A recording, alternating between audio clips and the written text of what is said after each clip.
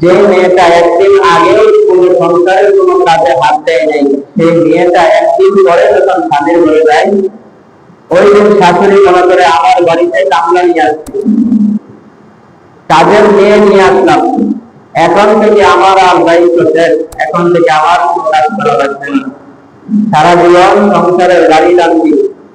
সংসারের কাজ করছি, এখন থেকে আর কাজ করবো না, এখন আমার আরামের সময়। অথচ এই শাশুড়ি কিন্তু তার নিজের মেয়েকে দিয়ে কোনো কাজ করায় না, নিজের মেয়েকে যত্নে রাখে, কিন্তু তার ছেলের বউ চিন্তা করে, ছেলের বউকে আমার কাছের কেউ না, আমার অনেক দূরের মানুষ। আমার বউ চিন্তা করে যে এটা তার আমার বাপের বাড়ি না, আমার আপন মাও না, যার কারণে সংসারের মধ্যে অশান্তি তৈরি হয়। যদি সমাজের প্রত্যেকটা শাশুড়ি ছেলের বউকে, পুত্র বধূকে মনে করত যে এটা আমার আপন মেয়ে, আর পুত্র বধূরাও যদি মনে করত যে আজ থেকে আমার শাশুড়ি হচ্ছে আমার আপন মা, তাহলে ওই সংসারের মধ্যে কোনোদিন অশান্তি আসবে না। সমস্যা হচ্ছে বউয়ের মন মানসিকতা থাকে একরকম,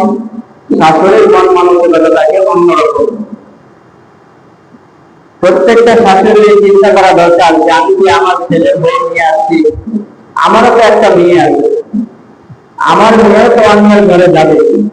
তাহলে আমার মেয়ের সাথে কিরকম আচরণ, আচার ব্যবহার, কথাবার্তা আমার কাছে ভালো লাগছে না, ওই সমস্ত আচার ব্যবহার গুলো আপনি আমার পুত্র সাথে করবো না। আর প্রত্যেকটা পুত্র বধূরের উচিত এই কথা মনে করা যে আজ থেকে এটাই আমার সব, আজ থেকে স্বামীর ঘরেই আমার সব, স্বামীর চাচাই আমার আপন চাচা, স্বামীর বাবাই আমার বাবা, স্বামীর মাই আমার মা, স্বামীর ভাই বোনই আমার ভাই বোন।